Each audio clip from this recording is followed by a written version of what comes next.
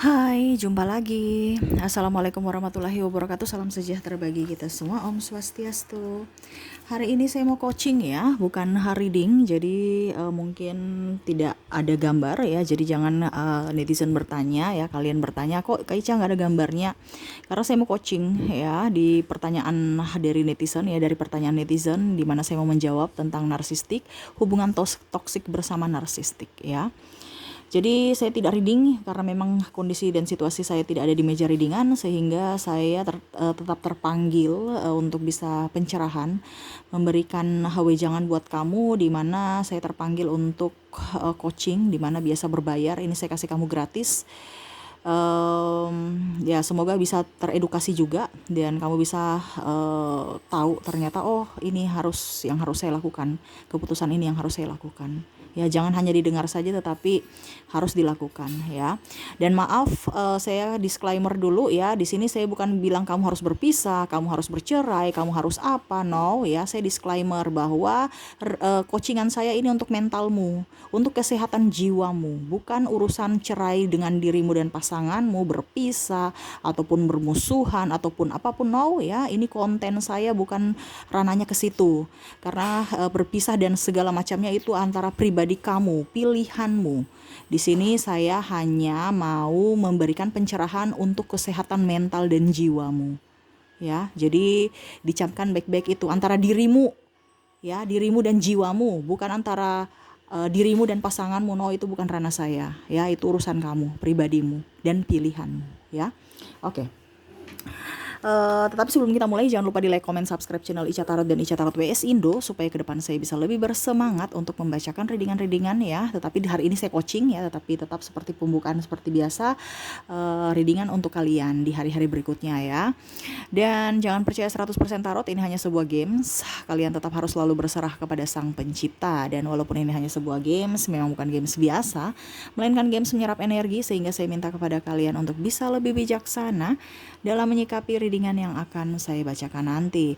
Yang baiknya bisa diambil, buruknya diabaikan aja, dibuang aja, ataupun bisa kamu pakai untuk mengintrospeksi diri kamu, ataupun bisa kamu pakai untuk mencari solusi dari permasalahan yang kamu hadapi. Dan kalaupun kalian ingin personal reading, coaching, dan konsultasi, bisa menghubungi saya. Saya sudah sematkan link WA saya di deskripsi, bisa menghubungi saya dan itu berbayar. Dan kalaupun juga kalian ingin mendengarkan readingan lainnya, baik karir, keuangan, percintaan, ataupun games-games lainnya, bisa langsung ke playlist, semua sudah tertera di situ. Tinggal kamu lihat, pilih, dan bisa kalian dengarkan. Ya. Oke, jadi seperti gitu, dimana ada pertanyaan dari subscriber ya, ataupun netizen kemarin bertanya pas saya readingan tentang narsistik ya, dimana mungkin kondisinya dia lagi terjebak dalam hubungan toksik bersama narsistik. Dan dia bertanya kepada saya, Kak Ica, bagaimana supaya saya bisa tenang dalam hidupku? Ya, kalau saya sudah terjerat dalam narsistik, yaitu pilihan, seperti tadi saya bilang, kamu mau lebih mencintai narsistikmu atau dirimu? Ya maaf, mungkin saya bicaranya agak sedikit ceplas-ceplos ataupun mungkin tidak berkenan di hatimu. No, saya sekarang di sini tuh hanya menyampaikan suara semesta untukmu, di mana saya memberikan edukasi, di mana intonasi kalau agak ngegas berarti itu harus kamu lakukan. Kenapa? Karena kalau kita loyo-loyo ya, berarti mungkin kamu pandang enteng bahwa Kak Ica biasa aja nih, belum marah nih, belum apa ya, bukan marah sih, saya nggak pernah marah ya. Saya apa ya, kalau dibilang mungkin kalau ngegas atau tegas itu terkadang mungkin intonasinya ya agak seperti begitu, itulah diriku gitu ya. Jadi ungkapan sayang peduli terhadapmu ya dengan intonasi yang agak sedikit ngegas. Tetapi intinya saya hanya memberikan edukasi, selebihnya dirimu ya. Karena gini, kalau kita tegas, kadang-kadang orang itu berpikir salah kalau energinya negatif ya. Contohnya ibu guru ya, kamu bisa menjadi orang hebat, orang pintar saat ini karena gurumu dulu tegas. Ya, kamu bisa membaca, kamu bisa menghitung karena dulu ibu gurumu tegas atau orang tuamu tegas. Bukan karena dia tidak menyayangimu. Dia peduli padamu, dia mau menjadikanmu orang di masa depan yang baik, sehingga ya itu. Kalau tidak tegas, ya kapan kamu mau dengar? Ya, jadi gitu ya. Jadi bukan saya memarahi atau mengintimidasi atau menjudge-mu, no. Ya. Maaf kalau ada kata-kata saya yang mungkin tidak berkenan di hati. Ya, karena itu suara semesta juga yang ingin mungkin menegurmu supaya kamu bisa mendengarkan ya, dan ya setidaknya bisa diterapkan dalam kehidupanmu.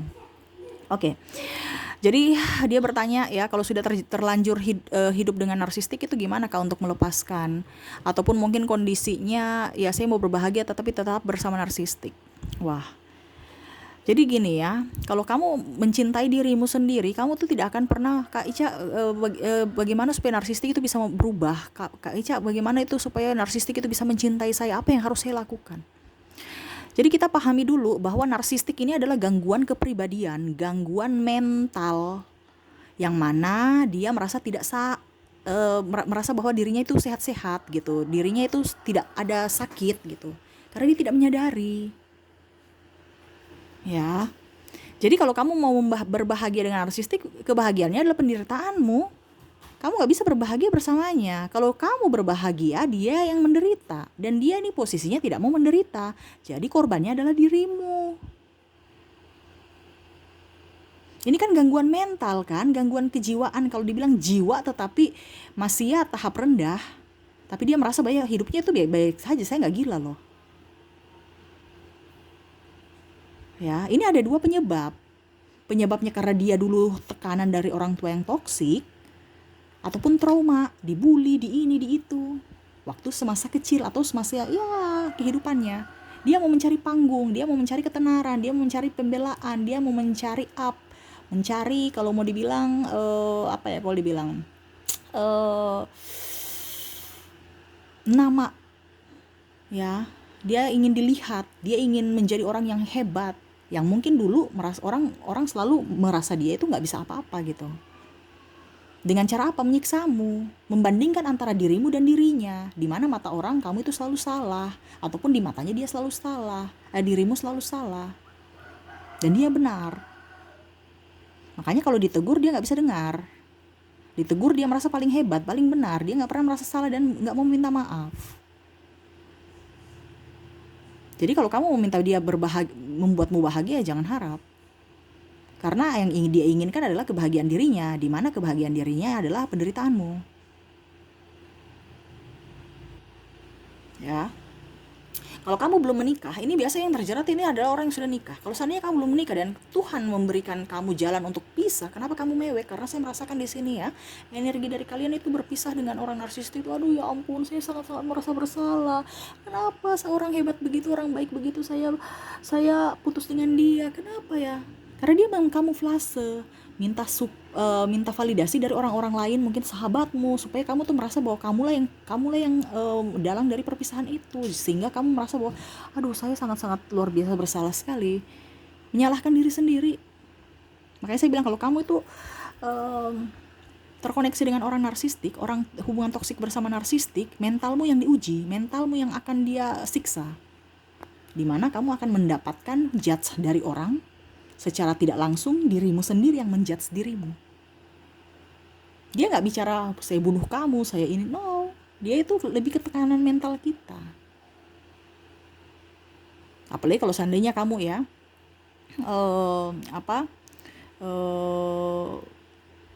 dibilangnya sudah nikah ya, dia akan bagaimana caranya supaya dia bisa menjadi orang tua yang baik, bisa bagaimana caranya supaya dia mendapatkan suplai di luar sana, walaupun mungkin dia sudah mempunyai pasangan. Dan kalaupun seandainya dia berselingkuh dan ketahuan, ya dia lah menyalahkanmu lagi. Itu kan karena kamu terlalu sibuk, nggak urus saya, ini macam-macam. Pokoknya dirimu yang salah. Jadi syukurlah kalau seandainya kamu sudah berpisah, ataupun dalam tanda kutip semesta memberi kamu belum terikat secara agama ya, artinya dalam status pernikahan, karena kita tahu agama itu kan melarang untuk kita berpisah.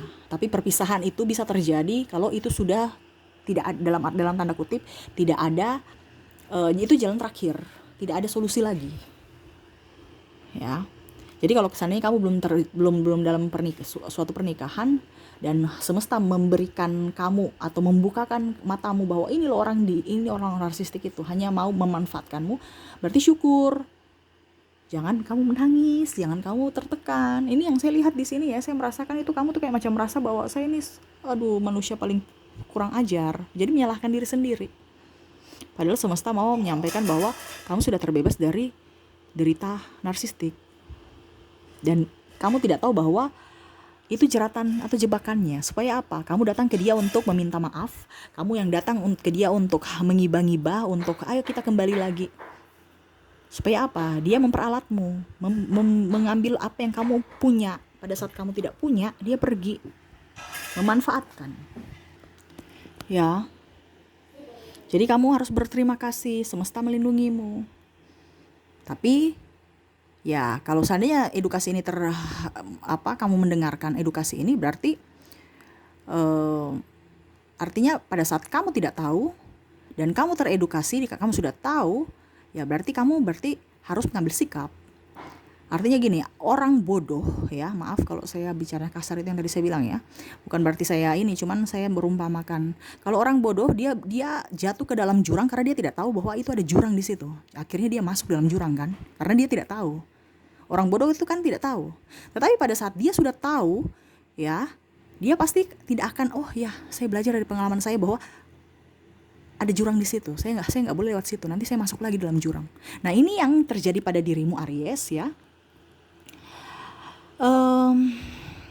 Kamu tuh udah tahu bahwa dia itu memanfaatkanmu, menyakitimu, tidak mencintaimu setulus hati, tapi kamu itu kayak tidak berdaya gitu. Dengan muka manisnya, senyum manisnya, kebaikan-kebaikan dia yang palsu, ya. Kalau dibilang kebaikan dia yang palsu itu artinya kebaikan yang hanya untuk memperlihatkan dirinya gitu. Ya, contohnya dia membantumu depan orang, dia pijit kamu, dia ini depan publik. Supaya dilihat, wih dia lelaki yang baik, lelaki yang bertanggung jawab. Tapi di rumah, HP aja, nggak mau kerja keras. Ya, kadang-kadang malah seakan-akan tidak bisa mendengarkan curhatanmu, keluh kesahmu. Ini contoh kalau kamu sebagai wanita. Selalu menyalahkanmu, tapi kalau di depan publik, wah sangat luar biasa peduli. Nah itu yang saya maksud, kamu udah tahu itu hanya tipuan, tetapi kamu masih mau terjerat dalam kepalsuannya gitu. Nah itu berarti bukan orang bodoh, itu orang apa itu? Kamu jawab sendiri. Jadi kalau orang bodoh dia tidak tahu, ini kamu sudah tahu tapi kamu masih mengizinkan dirinya untuk menyakitimu. Jadi seperti gitu ya. Kalau kamu sudah menikah, ada beberapa yang dimanipulasi karena mungkin harta, kedudukan, jabatan, anak. Ya. Dimana di awal dia memberikan yang terbaik, seakan-akan kamu itu satu-satunya. Kenapa? Karena dia ingin mempunyai sesuatu dari dirimu. Contohnya ya, dia bisa kamu tuh orangnya hebat. Dia narsis itu mencari orang-orang hebat. Tetapi orang-orang yang terlalu polos, yang bisa dibodoh-bodohi, di mana dia mau men-settingmu gitu. Pada saat dia tahu bahwa ternyata kamu sudah tahu bahwa kamu nggak bisa disetting, saya nggak bisa setting kamu, dia pergi mencari suplai lainnya yang bisa disetting, yang bisa dibodoh-bodohi, yang bisa dikamuflase. Ya, contohnya dia pemalas, kamu kerja, kamu mandiri, ya dia santai-santai aja, kamu mandiri kok, saya santai-santai aja, saya terima duit, saya bisa numpang hidup, saya bisa numpang popularitas, numpang aja supaya apa? Dia mendapatkan panggung. Ya, kepenuhannya terpenuhi. Mungkin kamu kasta up, ya dia naik tahta, ya.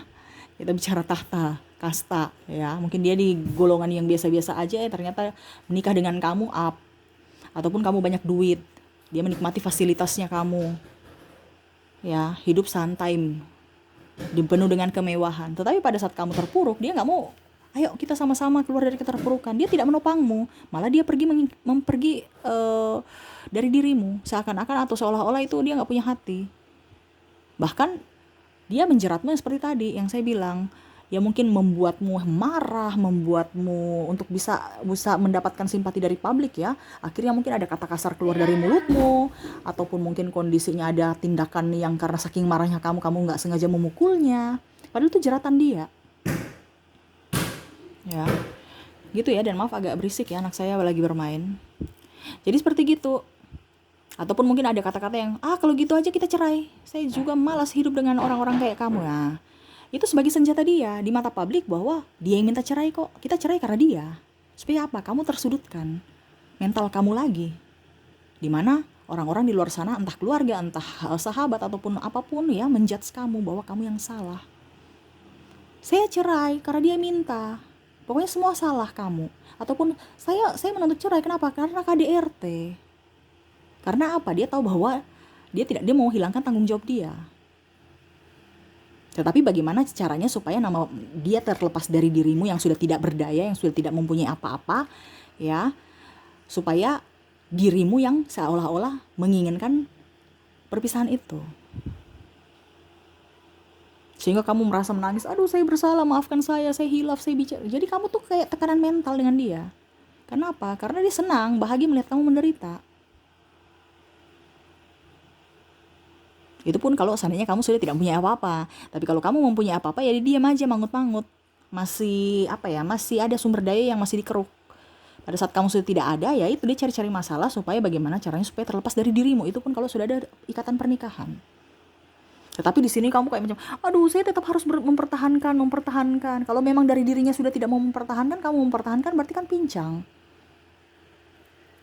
Ataupun mungkin kondisinya kamu punya sumber daya, kamu sudah tahu bahwa saya dikamuflase, saya dimanipulasi.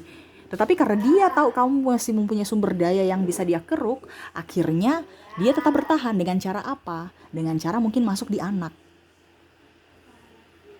Dia tuh intinya kalau ada sumber daya dari dirimu, ya, ada yang masih bisa dia keruk, ya, masih bisa dia manfaatkan, masih bisa dia happy dari dirimu, ya, dia akan diam di situ. Dia akan keruk sampai habis. Walaupun mungkin kamu sudah tahu, ini yang maksudnya nih, kalau yang sudah tahu itu kadang-kadang kamu kan mau keluar atau mau mau lebih menghindar, ya. Dia akan memakai anak. Ataupun kalau dibilang ya hidupmu akan digantung begitu aja, tanpa ada tanggung jawab, tanpa ada penyelesaian, tanpa ada kata. Tapi kalau orang sudah self love, ya dia sudah terserah kamu mau jadi apa terserah. Tapi ini yang saya readingkan kepada kalian, ya, saya coachingkan kepada kalian ini, bahwa kalian yang belum self love, belum tahu, seakan-akan menyiksa dirimu karena kesalahan dirimu, padahal dirimu bukan orang yang salah gitu. Jadi kamu membenarkan yang salah karena ikut dia yang toksik. Jadi kamu menjadi toksik untuk dirimu sendiri. Ya, contoh dia masuk lewat anak, kamu mau, sudah deh, kamu tuh hanya kamuflase, kamu tuh mempermainkan saya, memanfaatkan saya mau pisah dengan kamu. Ini contoh, ya, kalau kamu sudah tahu orangnya gitu, ya, wah ternyata ini orangnya nggak baik nih. Karena kan ada dua versi, ya, satu memang tidak tahu, satu tahu. Kalau kamu sudah tahu tapi dia masuk dan kamu masih mempunyai sumber daya, ya otomatis dia masuk ke anak, ya, dia memberikan perhatian ke anak, memberikan hadiah apa supaya anak itu kayak macam merasa rindu. Nanti dia akan berpikir, dia tahu kamu punya kelemahan di anak. Nanti pasti anak kamu, aku rindu ayah. Seandainya kamu wanita, aku rindu ayah. Jadi kamu merasa aduh ya ampun, saya salah apa, kasihan anakku menderita karena ego saya memisahkan anakku dengan suami, karena ego saya memisahkan anakku dengan orang tuanya, ayahnya atau ibunya. Jadi kamu merasa bersalah lagi. Jadi kamu mengambil tindakan nggak bisa. Akhirnya kamu masuk dalam perangkapnya lagi. Karena dia tahu kelemahanmu. Karena kamu tidak tegas. Nah, itu salah satu. Kalau yang kedua, itu yang kamu tidak tahu. Yang kamu tidak tahu itu yang seakan-akan pada saat kamu sudah habis, ya dia ingin pergi. Ya. Kalau seandainya kamu sudah tahu dan sudah habis, ya sudah, dia pergi kayak macam seakan-akan tidak ada beban, tidak ada ini, kayak macam ini kan kalau kita bicara narsistik itu kan kelakuan atau hal kepribadian dari seorang anak kecil yang masuk ada dalam tubuh orang dewasa. Yang mana kita lihat anak kecil itu seenaknya aja. Ya, kadang-kadang kita harus sabar, dia belum tahu apa-apa. Ya itu seperti gitu. Di mana dia di dalam tubuh orang dewasa merasa dirinya paling benar. Contoh, ya, kamu sudah membersihkan rumah ini, kamu seorang kakak, adikmu, ada adikmu, ya. Terus kamu sudah membersihkan, wah dia berantakin lagi. Siapa yang gak emosi? Begini kamu marah, ya, dia menangis minta perlindungan ke orang tua. Akhirnya kamu kamu terintimidasi lagi, kamu dapat marah lagi dari orang tuamu. Padahal kamu tegur yang untuk kebaikan gitu. Jangan kamu berantangin rumah itu kotor lagi, berantakan lagi, padahal saya sudah membersihkan. Tapi ya dia merasa seperti gitu. Semakin kamu terintimidasi, anak kecil kan gitu, minta pembelaan supaya kamu dapat marah. Dia senang, wah saya happy, saya dibela. Jadi dia meminta pembelaan. Kalau orang narsistik ini pembelaan dari publik, entah dari sahabat, orang luar. Dengan cara apa? Menjudgemu, mencerita aib-aibmu, membongkar semua rahasia-rahasia pribadi ke publik, ya. Terus mengkambing hitamkanmu, Terus habis itu juga saya lihat di sini ada beberapa dari kalian yang di apa ya, kalau dibilang menjadi penghasut ya, supaya kamu tuh bertengkar dengan mungkin si A, si B, keluarga ini ya. Supaya apa? Dia mendapatkan kubu, mendapatkan topangan dari orang-orang, dari publik untuk bisa menekanmu secara mental. Nah itu, jadi kamu harus perhatikan, hati-hati, itu dia licik, bukan membunuh secara halus. Apa, dia pembunuh secara halus, bukan membunuh secara terang-terangan, tapi dia menyerang dari sisi mentalmu. Ya, apakah dia bisa berubah? No. Karena itu penyakit kejiwaan. Dia harus pergi berobat. Sedangkan dia merasa tidak salah, dia tidak mau ke rumah sakit, dia tidak mau konseling. Ya. Ya.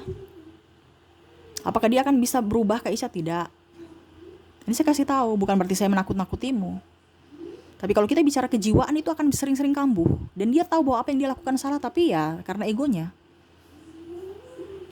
Dia tidak mau dikatakan salah. Walaupun dia tahu bahwa saya salah. Tapi dia nggak pernah merasa salah. Makanya ada orang bilang, dia nggak punya hati ya. Memang karena dia ada gangguan kejiwaan. Jadi dia merasa bahwa apa yang dia lakukan itu benar. Tapi kalau kita bicara kejiwaan, ini kan berarti gangguan. Ya, ibaratkan kalau dibilang ya penyakit, dia gila tapi gila tidak waras, tapi masih apa ya, kalau gila masih sedikit lah, mungkin bahasanya gitu ya. Bahasanya apa yang bagusnya ya, pokoknya intinya gila tapi masih dalam takaran rendah gitu ya. Apalagi kalau kamu punya anak, kamu mau menyelamatkan anakmu, baru kamu tetap bersama narsistik, dia akan menjadi seorang kader narsistik di masa akan datang. Kenapa? Karena dia mengikuti pola dari narsistik itu, pola asuhnya. Contohnya, kamu akan dianggap sebagai seperti sampah, dimarah, dimaki. Anakmu juga akan seperti itu, membantahmu, memakimu, keras kepala. Kenapa? Karena dia merasa bahwa pola asuh dari narsistik dia ikutkan, itu adalah baik. Bagaimana kamu menyelamatkan anakmu kalau kamu sendiri, kamu memasukkan anakmu dalam jurang yang mana narsistik itu bikin gitu, jeratan itu. Jadi kalau kamu terkoneksi dengan narsistik, jangan harap anakmu akan patuh padamu. Karena dia merasa bahwa memaki itu baik, menjudge itu baik, marah itu baik. Karena pola asuh dari pasangan. Dimana pada saat anakmu baik, dia merasa bahwa itu anak saya. Tetapi pada saat anakmu berbuat jahat, ataupun mungkin ada kelakuan yang kurang berkenan di masyarakat, dia langsung bilang itu karena ibunya. Ya, gak pernah tegur-tegur dia. Pada saat kamu tegur anakmu, nanti dia pergi bilang lagi itu ke ibunya, terlalu menekan dia, marah selalu marah sama anaknya. Jadi kamu nanti kayak ada stres. Loh, saya tegur salah, saya diamin juga salah, terus apa yang harus saya lakukan? Jadi kamu tuh kayak macam serasa kayak mau stres, mau gila. Ya itu, makanya karena kamu dekat-dekat orang gila, jadi kamu akan sebegitu tekanan mental kamu yang akan dijajah. Ya. Jadi bagaimana supaya Kak Ica, narsistik itu kita bagaimana membalas kejahatan narsistik? Untuk membalas narsistik itu adalah kebahagiaan dirimu. Kan tadi saya sudah bilang. Ya, ini saya Q&A ya. Jadi saya menjawab pertanyaan-pertanyaan. Kamu mau ada pertanyaan lagi bisa ketik di kolom komentar. Saya mungkin kalau ada kesempatan saya akan coaching lagi ya dari pertanyaan kalian. Bagaimana supaya narsistik itu balas dendam kepada narsistik? Ya kita balas dendam secara mental juga. Kamu membalas dendam dengan bagaimanapun, dia nggak akan ngaruh ke mental. Pertama, dia tidak suka lihat kamu bahagia. Kamu harus berbahagia. Dengan apa? Prestasi. Contoh ya, dia sudah publikasikan bahwa wah kamu itu begini jelek-jelekan kepada orang. Baru kamu balas, berarti kamu masuk jeratannya. Diam aja, gak usah digubris. Dia kan mencari panggung, biar heboh di sosial media. Orang tahu, oh ternyata ini begini-gini. Seharusnya aib kita ditutupi, malah aib dibuka-buka. Selama kamu gubris, dia tambah senang. Karena orang semua pada tahu tuh, viral ya. Dia tambah senang. Tetapi kalau kamu tidak gubris, ya tertutup kan, dia bilang wah dia nggak gubris nih, biarin aja deh. Jadi orang bisa tahu ini mana yang salah, mana yang benar nih. Buktikan bahwa apa yang dia katakan itu salah kepada orang-orang dari prestasimu, supaya dia malu. Jangan kamu menambah-nambah berkuar-kuar saling menjelekkan. Berarti sama saja kamu dengan dia mempermalukan diri sendiri di publik. Kamu ibaratkan menelanjangi dirimu sendiri. Biarkan aja orang yang menilai. ya. Orang mau bicara kita baik, mau bicara kita buruk, ya terserah. Tetapi buktikan bahwa apa yang dia katakan di masa lalu tentangmu itu salah. Dan biarkan dia. Kamu harus berbahagia. Selama kamu berbahagia, selama kamu happy, selama kamu berprestasi, itu adalah ancamannya atau penyiksaannya. Dia tersiksa melihatmu bahagia. Seperti gitu, ya. Jadi kamu yang harus bisa mengambil sikap. Apakah saya harus bercerai, itu terserah dari dirimu. Yang pastinya saya cuma bilang kalau kamu terkoneksi dengan narsistik, kamu yang harus jaga jarak. Kamu yang harus mengambil keputusan. Tapi saya sudah korban banyak, Kak, dari materi, tenaga, uang, dan segala macam. Semua itu bisa kembali kalau kamu sadar, kalau kamu dibilangnya waras. Itu akan kembali. Apa yang sudah pernah terjadi di masa lalu, kamu gak bisa mengulangnya kembali. Tapi kamu bisa merubah masa depanmu dengan kewarasanmu. Tetapi kalau kamu tidak waras, ya bagaimana itu barang bisa kembali? Ikhlaskan. Self love, cintai dirimu. Ada juga yang berpikir bahwa Aisyah, saya belum siap jadi janda. Ya sudah, kalau memang belum siap, jangan mengambil tindakan untuk bercerai. Karena kita bicara tentang hati, ya.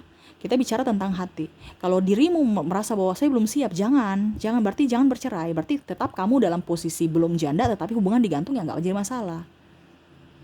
Tapi kamu tetap harus bisa mencari nafkah untuk dirimu, untuk anakmu, mempercantik dirimu, membuatmu bahagia dengan lahir batin.